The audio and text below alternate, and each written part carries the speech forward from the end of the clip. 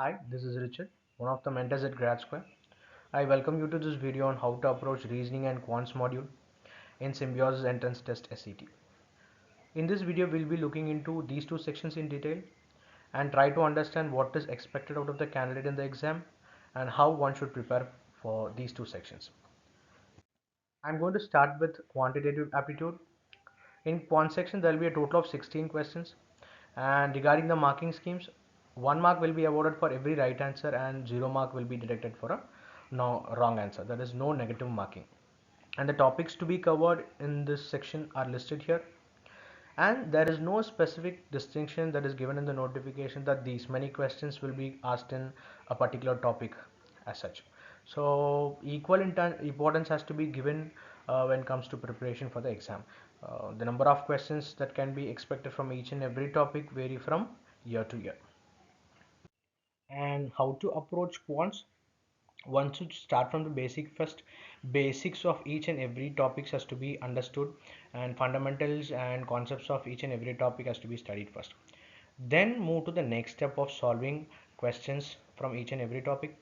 Start from the easy questions first, then move to move to solving complex questions. And practicing more number of questions from each and every topic will help you to increase the speed and accuracy. Just rot memorizing your formulas and approaches will not help you anywhere at any point during a preparation as well as in the exam. What is the challenge faced by many candidates? Many students find quant section challenging is because that basics are not strengthened there. So once fundamentals and concepts are covered, and practicing more number of sums will help you a lot.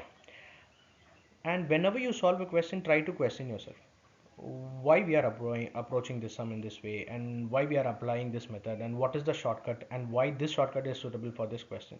And these type of questions will help you to reason and understand the approaches in a more efficient way, so that questions of similar related type can be solved as well.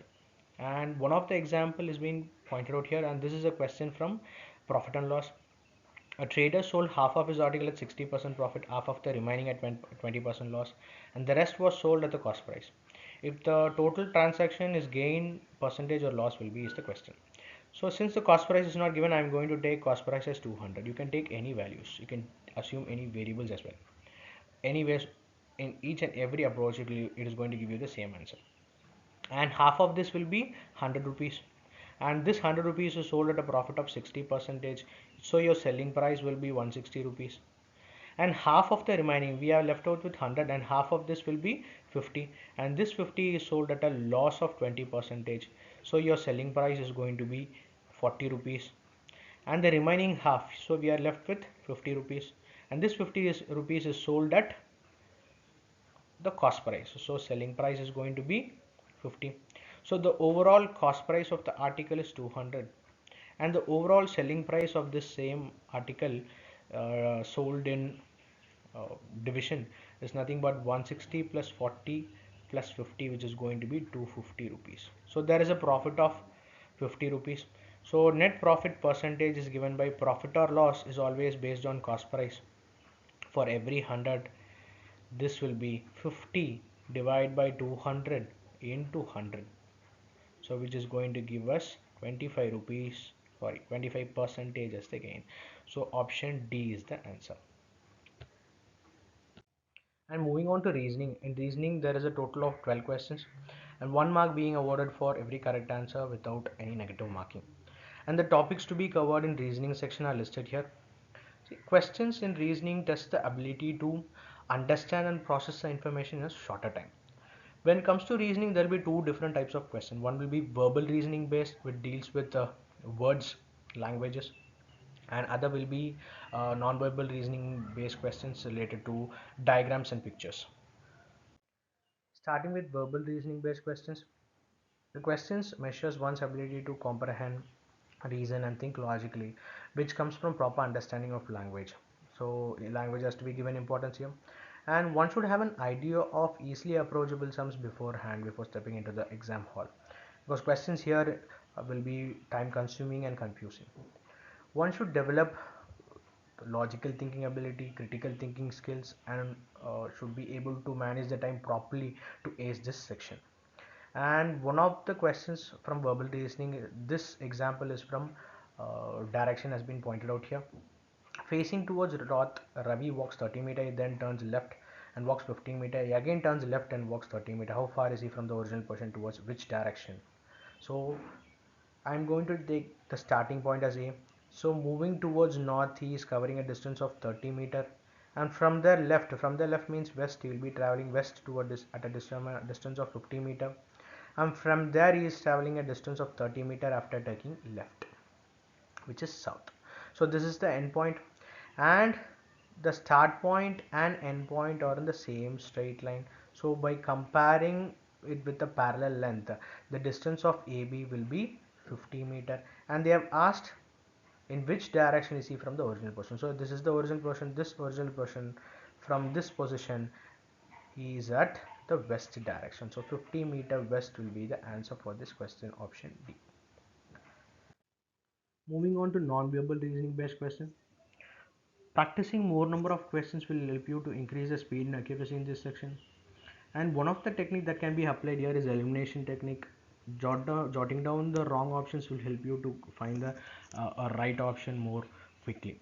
And regarding time management, one should try to solve each and every question in a timely manner, because in questions like puzzles will be very tempting to attempt, and you will be getting held up in a particular question, and you will be spending more amount of time in a single question, so which will be a loss.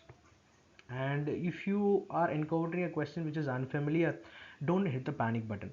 So try to apply what all you have studied from the related topics, and you'll be fine there. And one of the example from non-verbal reasoning, this is a diagram series, and we have to complete this series, and on what logic this diagram series has been fabricated has to be understood, and by applying the same logic this question figure will be found. Here two figures are interchanged, that is rectangle goes inside and triangle comes outside, and inside figure is being shaded. Similarly, applying the same logic here, so here the rectangle has to go inside and triangle has to come outside, and a rectangle should be shaded. So option D satisfies the given logic. So that will be the answer for this question. And when it comes to quants and reasoning, what should be done here? It is always good to know tables from 1 to 30, squares up to 30, cubes up to 20, speed math technique like fast multiplication techniques, finding the square roots, squares, cubes, division, factors, LCM, because this involves doing some sort of faster rate, which will help you to save more time in solving questions. And when it comes to reasoning, memorizing the front and reverse portion of alphabets of the letters in the alphabets will be very helpful in topics like alphabet analogy, coding, decoding, letter series, and so on.